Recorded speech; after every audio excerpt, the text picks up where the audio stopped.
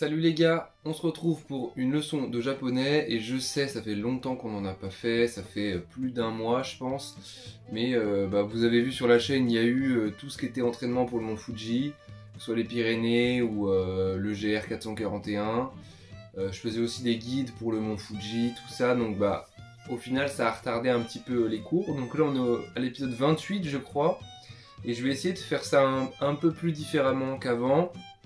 Avant, juste je faisais plein de cours comme ça, un peu au hasard, machin.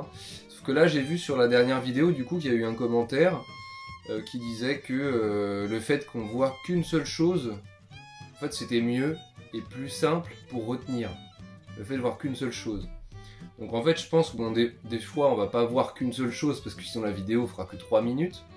Mais en fait, le fait de faire des trucs de 10-12 minutes max, 10 minutes l'idéal quoi, en fait c'est mieux je pense. Il y a moins de choses à retenir, c'est moins long. Donc je sais pas si le mieux c'est de faire moins longtemps ou le moins de choses possible, tu vois. Parce que si on fait 10 minutes et qu'on voit 10 notions, ça peut être un peu galère aussi. Donc redites-moi dans les commentaires. Mais voilà, de toute façon là jusqu'au 1er août du coup on va continuer sur ce type de format classique, on va dire voilà, où là du coup je ferai des trucs plus courts mais des trucs plus comme avant quoi, voilà. Et à partir du 1er août du coup comme j'essaierai de faire une vidéo par jour, j'essaierai de reprendre un petit peu tout ce qu'on a vu. Par exemple je ferai une grosse vidéo mais sur les hiragana. Mais tous les hiragana, comme ça fera révision et puis en même temps sur la chaîne on pourra voir hiragana, parce que là c'est épisode 1, 2, 3, 4, 5, machin. Au final, personne ne va regarder la leçon numéro 23 si jamais il n'a pas vu toutes les leçons d'avant, tu vois. En fait, ça parle que à une niche dans une niche, quoi. Que des gens qui veulent apprendre le japonais et qui ont commencé sur ma chaîne. Parce que là, personne ne va regarder cette vidéo-là s'il n'a pas vu toute celle d'avant, enfin c'est sûr. Alors que si jamais je mets cours de japonais les hiragana, tous ceux qui vont rechercher les hiragana, ils vont pouvoir tout apprendre depuis le début sur la vidéo là. Et puis vous, ça vous permettra de tout revoir, parce que les hiragana au final, ça fait 3 mois qu'on les a vus, même peut-être plus, je sais plus, ouais peut-être plus même, hein. Ouais, ça fait 3 mois, et puis ça doit faire 1 mois et demi, 2 mois qu'on n'a pas vu ça, même plus, parce qu'il y avait les katakana, puis ensuite les kanji, donc voilà. Donc aujourd'hui on va voir une leçon déjà, je vais voir le temps que ça fait et au final on verra à la fin si on en verra une autre.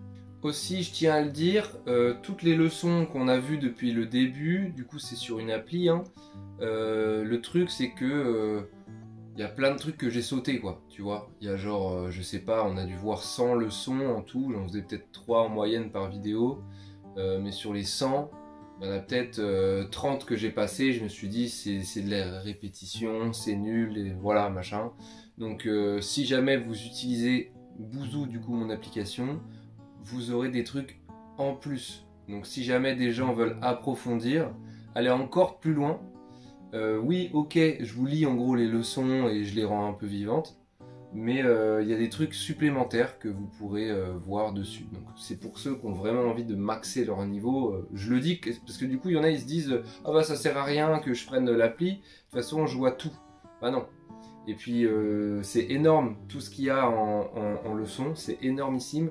Là on est arrivé, juste pour vous dire, au milieu du A1. Donc il nous reste encore tout ce qu'on a vu depuis le début là, et il nous reste ça, genre on fera presque 60 épisodes sur le niveau A1, c'est pas possible, je ferai pas 60 épisodes avant de partir au Japon.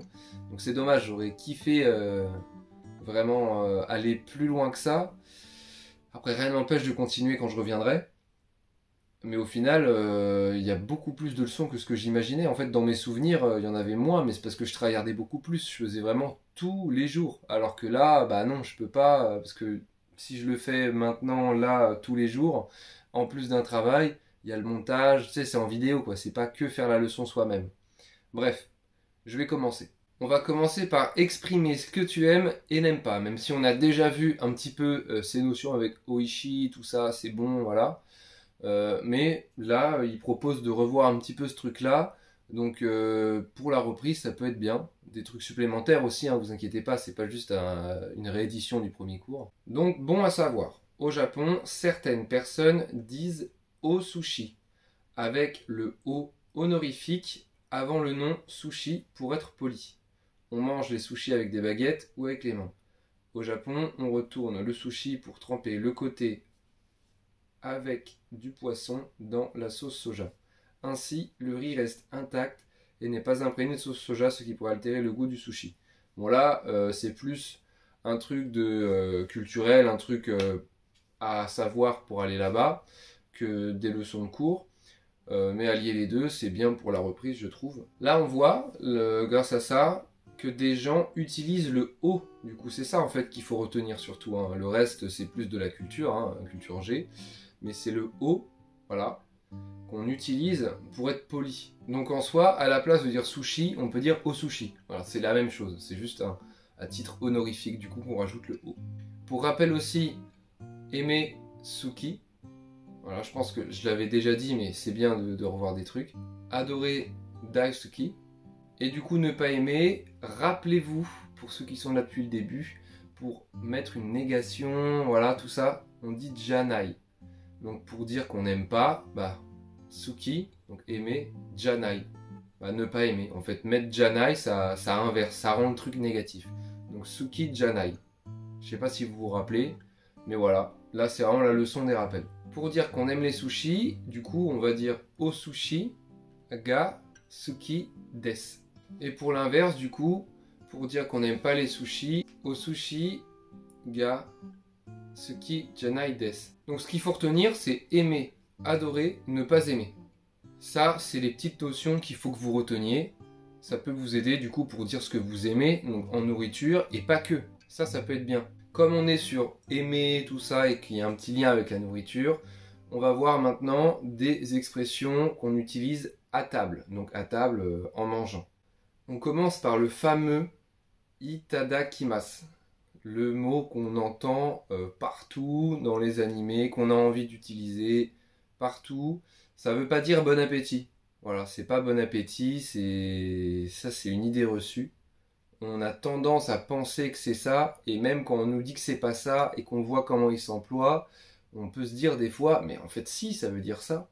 Eh bien non, c'est une expression en fait, c'est pas un truc qui veut vraiment dire quelque chose. C'est une expression qu'on utilise avant de manger, mais en soi ça veut pas dire un truc précis, tu vois, il n'y a pas de traduction précise. Donc en gros, on utilise cette expression-là avant de manger, on peut même joindre ses mains, mais c'est une formule de politesse. J'ai pas grand-chose à dire de plus, parce que je pense que vous attendez une traduction, mais non, c'est pas bon appétit, et c'est pas vraiment traduisible, quoi. C'est plus un truc culturel, un truc de langage, quoi. C'est comme gozaimasu, ça veut rien dire. Arigato gozaimasu, gozaimasu ne veut pas dire beaucoup. Ça ne veut rien dire en soi, c'est juste pour signifier quelque chose, mais tu ne peux pas le traduire. Et bien là, c'est un petit peu la même chose. Autre expression qu'on utilise plus familièrement quand même, hein, c'est pas un truc que tu vas dire du coup quand t'es avec ton patron, mais une expression familière qu'on utilise après manger, go chiso sama. Par rapport à ces deux expressions, il y a un petit cours justement qui pourrait vous aider à comprendre un peu la signification en soi. Donc on dit itadakimasu avant un repas et gochiso sama après un repas, pour montrer que l'on a aimé la nourriture et pour remercier le personnel qui l'ont préparé. Dans des situations plus formelles, on dit gochiso sama deshita. Donc avant de manger, hop, après avoir mangé. Pareil du coup, pour un petit peu rester dans l'apprentissage culturel, on a des petites informations supplémentaires. De nombreux Japonais joignent leurs mains en disant itadakimasu. Ce geste vient des traditions bouddhistes et exprime la gratitude. On utilise ce même geste quand on prie, on s'excuse ou on demande un service à quelqu'un. Nouvelle leçon mi-cours, mi-culturelle. Le riz est un aliment de base au Japon. Il existe un plat réputé qui se compose d'un bol de riz et de plusieurs garnitures. Le bol est appelé donburi. C'est de là que vient le nom du plat. Quelles seraient tes garnitures préférées? Et ensuite, on voit quelques petits exemples. Tendon, gyudon, katsudon. Donc là, on voit don, un don, donc le bol. Ok. Là, on va revoir un petit peu tout ce qui est commande pour manger. Une façon un peu plus formelle de dire okudasai et o onegai shimasu. Donc, des exemples dessous. Gyudon okudasai, donc un bol de bœuf s'il vous plaît, ça on avait déjà vu. Et là, on va voir katsudon o onegai shimasu. Un bol à la côtelette panée, s'il vous plaît. Donc, c'est comme d'hab, c'est la même chose, mais il y a informel et formel. Avec ses potes, avec son patron. Voilà. Par exemple, quand on veut un café, kohi o onegai shimasu. Oula, ma voix est un peu partie en vrille. Mais voilà, donc c'est un rappel pour ceux qui veulent commander des plats, des cafés. Faut pas stresser, c'est vraiment pas compliqué. Pareil, on veut commander du thé, on se rappelle, ça nous rappelle des mots de vocabulaire, du coup, ocha. Donc, ocha o onegai shimasu. Pour dire beaucoup aussi, hein, en plus, on dit takusan. Donc, si tu veux demander beaucoup, tu vois, tu vas dire dakusan kudasai. Pour dire plus, on dit moto. Tout ça, c'est des mots qui peuvent vous servir au restaurant, donc c'est important.